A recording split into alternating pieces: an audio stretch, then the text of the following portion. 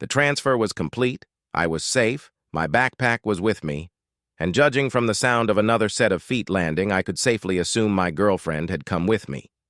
I went to check my phone only to immediately realize something was wrong. My clothes were way too loose and my hand could barely hold my phone up.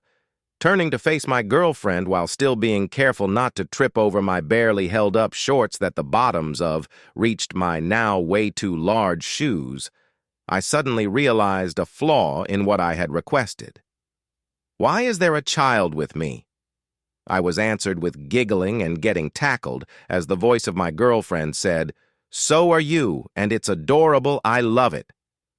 It was only when I looked down while catching her that I processed that I was a child too. We had both been reverted to what I could only assume was around the age of 5. "This isn't exactly what I expected when I picked the Pokemon world," I replied as I hugged her with one arm while still trying to hold my shorts up with the other. "So, what do we do about this?" "No choice but to wait it out. Don't even know how to reach the one that did this, but this does mean that our original plan needs some reworking." "Oh?" She finally let go and leaned against a wall, which seemed to be effective for holding everything in place, so I decided to imitate it. "Yeah. Just wandering as trainers doesn't really work when you're this young. Too many people will ask questions." She crossed her arms and frowned. "You have a point. Any ideas?" "I mean, there is still Plan B, and we can even just improv from there. Want me to remind you on the details?" "Yes, please." I set down my backpack and used it as a seat as I explained everything. From the fake histories we were adopting, and how we were going to use that at least until we got to our target destination, to what direction I hoped to head in to ease suspicion off of us since we both wanted to live relatively peaceful lives in this world. After the fairly long explanation, we could hear foot traffic at the end of the alley again, and it was time to get moving if we were going to get anything done. We worked together to get a bit less disheveled and used our backpack straps to either pin things in place or tie them higher for the sake of walking. I stuffed some extra socks into our shoes to pad them out and make it easier to hold in place as we walked, and finally, when we were ready, we worked together to make our way to the entrance of the alley, leaning on each other as we walked.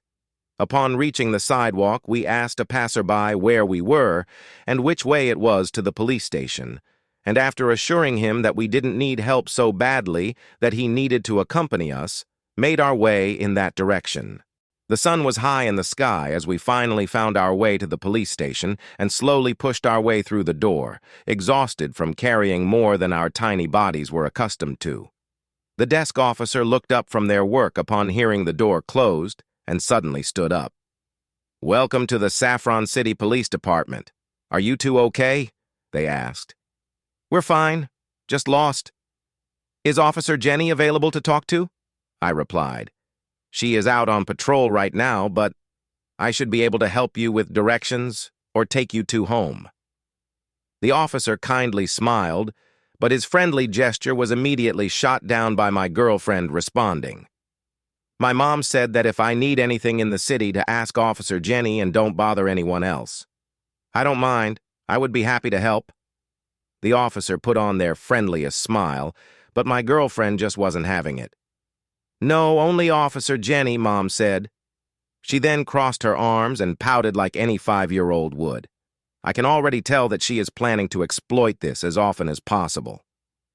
"Don't worry about it. Marissa is just like that. Could you just radio out to her and let her know that a pair of lost orphans have requested to talk to her? She doesn't have to rush back just so she knows we are here." "You are strangely polite for someone so young." "My father always said manners maketh man. Behave with politeness and etiquette so as to be better than the criminals who don't." I lightly bowed at the end of my statement and sat down. The officer turned away with a bemused expression and headed off to radio out to Officer Jenny. Less than half an hour later, the door to the station opened up, and a tall woman in a police uniform with teal hair and amber eyes came striding in before turning to us with a bright and friendly smile. "Are you two the ones looking for me? I hear you gave the desk officer some trouble." That is us, ma'am. Marissa can be a little stubborn at times. So, can I actually, but we rarely overlap. I responded with a smile. She looked at me and then at Marissa, who was now pouting and putting on a show.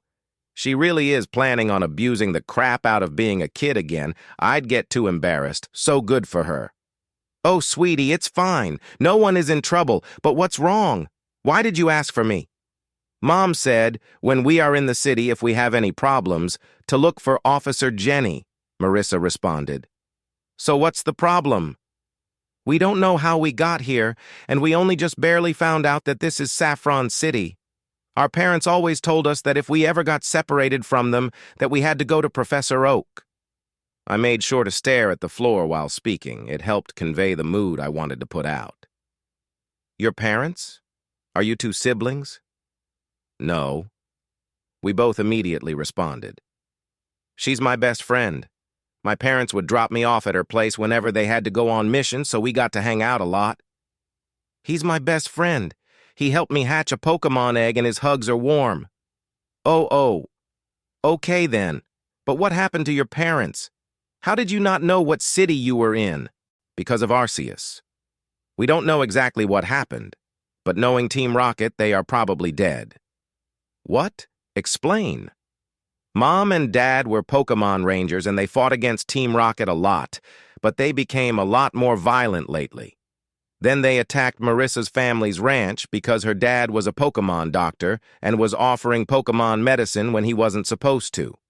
A lot happened. Fire was everywhere. Our parents were yelling, we were hiding, and then an explosion happened. Then we heard the voice of Arceus, who said he would take us somewhere safe with some of our parents' things, and next thing we knew, we were in an alleyway. Officer Jenny just stared at us, mouth agape, as she listened to the short story. And now we are here. It's all really confusing. I shrugged and hugged Marissa. After a few moments, Officer Jenny composed herself and finally asked us the question I had been waiting for. And you called for me. Why is that? We need help. And I didn't know who else to reach out to other than the most trusted officer in the region. Or, well, any region. Officer Jenny is a name everyone recognizes and trusts. She seemed to become slightly bashful at that statement, but still focused on her duty. What can I help you with? As I said before, we need help getting to Professor Oak, but also... I looked down at my outfit. I think we need a change of clothes. These are a bit too large for us. I don't know how or why we wound up in these instead of our own, but it's a bit breezy and hard to walk. And he told me I couldn't go barefoot. Marissa chimed in. Officer Jenny sighed and looked at the two of us. I don't suppose you have a way to pay for a bus or taxi, and probably not for clothes either. Nope. I held out a completely empty wallet just to reinforce the point. Arceus was kind enough to save us, so I'm not ungrateful, but it would be nice to have something to pay for necessities. Officer Jenny just slumped and looked from us to the front desk. I will see what we can do. Just wait right there. She stepped away, behind a door that led to the various officer desks, and I could hear her chatting away with a couple different officers. One sounded notably older than the rest, probably a senior or supervisor. Before long, she returned with a smile on her face and told us that the station had a little bit of a fund for odd situations like this, and her chief had approved it. Oh, so the older voice was the chief, interesting, would have liked to meet him. After we get you some clothes, I will drive you to Professor Oak's lab in Pallet Town. It's a bit of a long drive, so we will have to stop overnight in a Pokemon Center. Are you two going to be okay? Yes, Marissa and I answered in unison. Finally, things were moving in the right direction. Officer Jenny took us to a couple of different stores from there. In one, we got our clothes. Marissa chose overall shorts and a t-shirt with Snorlax on it, and I picked shorts and a t-shirt with a Growlithe on it. Personally, I wanted Gengar, but no, ghost Pokemon aren't popular enough for shirt designs. Going to have to fix that when I get older. At the second shop, we got shoes. Marissa and I agreed that whatever we could comfortably run around in was best. Of course, we had to test this out by chasing each other around the shop. There is no better way to do so, though the shop owner would probably argue otherwise. Either way, we got what we needed and headed to a third shop, where Officer Jenny got us some simple snacks that fit our tastes. Finally, we were on our way, on the road in the back of a police car. Not the most comfortable ride, but I've had worse in my previous life. Bit of advice: don't go off-roading in the bed of a pickup truck. It's not fun. Other than the lack of comfort, the ride went rather smoothly. Some of the routes I didn't recognize from the maps I studied and games I played, but it is fair to say that real life is far more vast than any of those.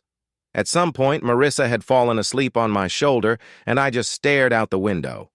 When it started to get dark, we pulled into a city checkpoint, and Officer Jenny had a quick word with another Jenny that was at the gate before passing through and heading straight for a large Pokemon Center.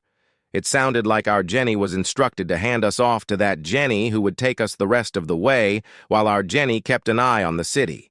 Then once the new one came back, they would trade places again, and ours would return to Saffron.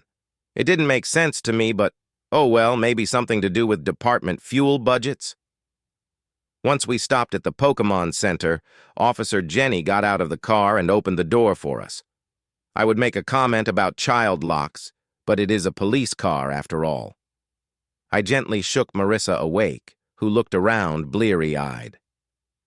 "Where are we?" she asked, trying to figure out why we weren't at Professor Oak's yet.